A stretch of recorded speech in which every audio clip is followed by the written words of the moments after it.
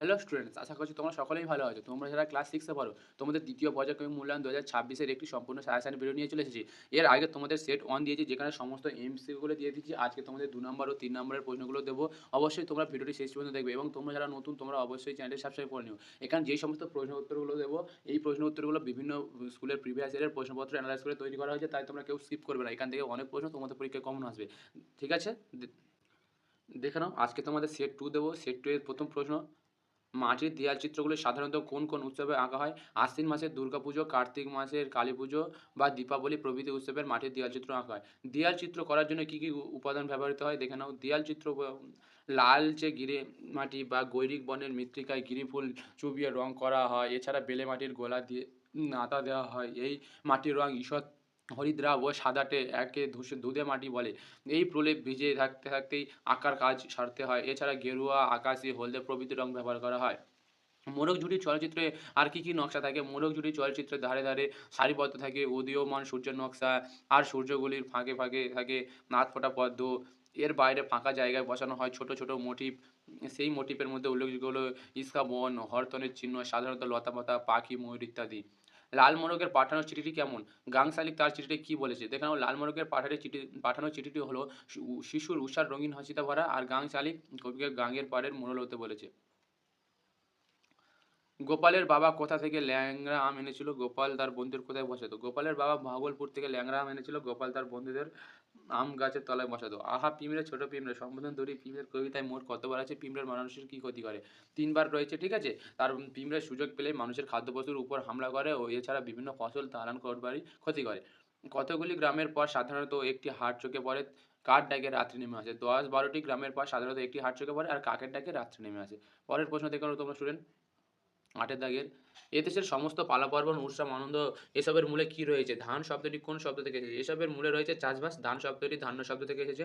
প্রভাতে পড়ে না ঝাড় আলোচ্য লাইনটি কোন কবিতার অন্তর্গত? কবি কে? কোথায় পড়ে না ঝাড়? আলোচ্য লাইনটি হাট কবিতার অন্তর্গত। কবি হলেন যতীন্দ্রনাথ সেনগুপ্ত। হাটে ঝাড় পড়ে না। আমার জমিতে আমি গাছ লাগাবো। আলোচ্য লাইনটি কোথা থেকে নেওয়া হয়েছে? লেখককে এখানে কোন গাছের কথা বলেছে? আলোচ্য লাইনটি ফাঁকি গল্প থেকে নেওয়া হয়েছে। লেখক রাজকিশোর পটনায়ক, আর গাছ বলতে আম গাছের কথা বলা হয়েছে। পরের প্রশ্ন: আগে বছর আরম্ভ হতো অগ্রহায়ণে। আলোচ্য লাইনটি কোথা থেকে নেওয়া হয়েছে? লেখককে অগ্রহায়ণ বলতে কী বোঝায়? আলোচ্য লাইনটি মৌসুমীর দিনে থেকে নেওয়া হয়েছে। লেখক হলেন সুভাষ মুখোপাধ্যায়, আর অগ্রহায়ণ বলতে বছরের শুরুর বোঝায়। পরের প্রশ্ন: সাইকেল ঘাড়ে করে যেতে হলেই হয়েছে। আলোচ্য বাক্যটি কোন গল্প থেকে নেওয়া হয়েছে? উক্তিটি কার? তার গন্তব্য কোথায়? আলোচ্য বাক্যটি এক ভূতুড়ে কাণ্ড গল্প থেকে নেওয়া হয়েছে। উক্তিটির লেখক শিবরাম চক্রবর্তীর। তার গন্তব্য হলুর দিকে।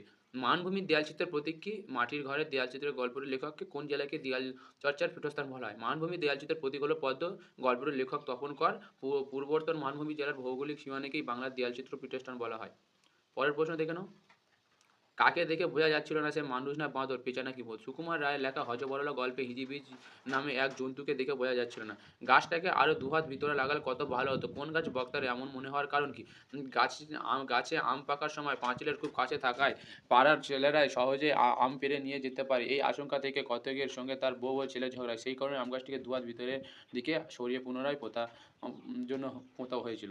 বাঘের ছানা গর্তে থাবা দিয়ে কেঁদে উঠল কেন? বাঘের ছানা গর্তে থাবা দিয়ে কেঁদে উঠছিল কারণ গর্তের ভেতর কাঁকড়াদের আস্তানা ছিল। বাঘের ছানা কাঁকড়া ধরার জন্য গর্তের মধ্যে থাবা ঢুকিয়ে দিল। কাঁকড়া তার লাল রঙের দানা দিয়ে ছোট্ট বাঘের থাবা কামড়ে ধরেছিল।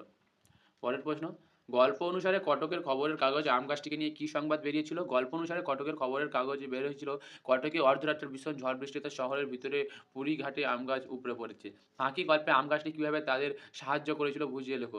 গাছ নানাভাবে তাদের সাহায্য করেছিল। ছায়া দিয়ে, বাতাস দিয়ে, ফল পাতা সব কিছু দিয়েই সাহায্য করেছিল। এটি বাচ্চাদের দোলনা চড়ার স্থান, খেলার স্থান হয়েছিল। সবচেয়ে বড় কথা, এই আম গাছটি গোপালবাবুর বাড়ির পরিচয়বাহী হয়ে উঠেছিল। তাই বেঁচে গেলাম বক্তার আজ বেঁচে যাওয়ার কারণ কি? বর্ষায় চারিদিকে জলে থই থই করছে, কোথাও একটুকুও ডাঙা নেই। পিঁমড়ে একটা গাছের পাতায় আশ্রয় নিয়েছে, তাই পিঁমড়ে এ যাত্রায় বেঁচে গেল। পরের প্রশ্ন: ৪০ বছরের হলেই আমার বয়স ঘুরিয়ে দিই কথাটির অর্থ লেখো। হযবরলে বর্ণিত বয়স বাড়ানো বা কমানো কীভাবে হয়? দুটো প্রশ্নের একটাই উত্তর, ঠিক আছে? দেখে নাও। ৪০ পার হলে বয়স ঘুরিয়ে দিত। ৪১ বা ৪২ হতো না, তখন ৩৯, ৩৮, ৩৭ করে বয়স নামতে থাকে। এইভাবে ১০ পর্যন্ত নামে, তারপর আবার বাড়তে শুরু করে। উপসর্গ কাকে বলে? উদাহরণ দাও। যে অক্ষর বা শব্দাংশ শব্দের আগে বসে তার অর্থ পরিবর্তন বা নতুন অর্থ তৈরি করে তাকে উপসর্গ বলে। উদাহরণ: অ যোগ সুখ সমান সমান অসুখ। বুঝেছ? আর আরো দুটো দেখে নাও। দূর যোগ গন্ধ, দুর্গন্ধ, সু যোগ কাজ, সুকাজ। পদ কাকে বলে? উদাহরণ দাও। বাক্যে ব্যবহৃত এমন অর্থপূর্ণ শব্দ যা অন্য শব্দের সঙ্গে মিলিত হয়ে একটি সম্পূর্ণ ভাব প্রকাশ করে তাকে পদ বলে। উদাহরণ রাম স্কুলে যায়। এখানে রাম স্কুলে যায় প্রতিটি আলাদা, আলাদা পদ কারণ এগুলো মিলেই পুরো বাক্যের অর্থ প্রকাশ করেছে। কবির কি দেখে কেমন যেন চেনা লাগে মনে হয়েছে? দেখে নাও উত্তরটা তোমরা স্টুডেন্ট। কবি অমিয় চক্রবর্তীর পিঁপড়ে কবিতায় কবি পিঁপড়ের ব্যস্ত চলাফেরা থেকে কেমন যেন চেনা লাগে বলে মনে করেছেন। পিঁপড়াটা এই মধুর আর একাগ্র চলাফেরা মানুষের জীবনের পরিশ্রম ও ব্যস্ততার কথা মনে করিয়ে দেয়। তাই কবির কাছে এটি পরিচিত ও চেনা বলে মনে হয়েছে। ছোট্ট বাঘ তার খিদে মেটানোর জন্য কী, কী ধরতে গিয়েছিল? ছোট্ট বাঘ তার খিদে মেটানোর জন্য ১ম এ যায় পাখি ধরতে, তারপরে যায় কাঁকড়া ধরতে এবং শেষে যায় নদীতে মাছ ধরতে। হযবরলে বর্ণিত উদো বুড়ো শরীরের বর্ণনা দাও। হযবরলে বর্ণিত উদো বুড়ো লম্বায় ১.৫ ফুট, তার পা পর্যন্ত লম্বা, সবুজ দাড়ি, মাথা জুড়ে টাক এবং টাকের উপর খড়ি দিয়ে কী সব যেন লেখা।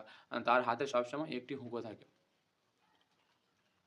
দেখো স্টুডেন্টস, আজকে তোমাদের সেট 2 দিলাম, এরপরে সেট 3 তে তোমাদের 3 মার্কসের প্রশ্ন দেবো। আজকে সেট 2 এর 2 মার্কসের প্রশ্ন দিলাম। তোমরা অবশ্যই এই সমস্ত প্রশ্নের উত্তরগুলো মুখস্থ করে নাও, খাতায় নোট করে। এখান থেকে অনেক প্রশ্ন তোমাদের পরীক্ষায় আসবে। আর তোমরা যারা নতুন তোমরা অবশ্যই চ্যানেলটি সাবস্ক্রাইব করে নাও। ধন্যবাদ।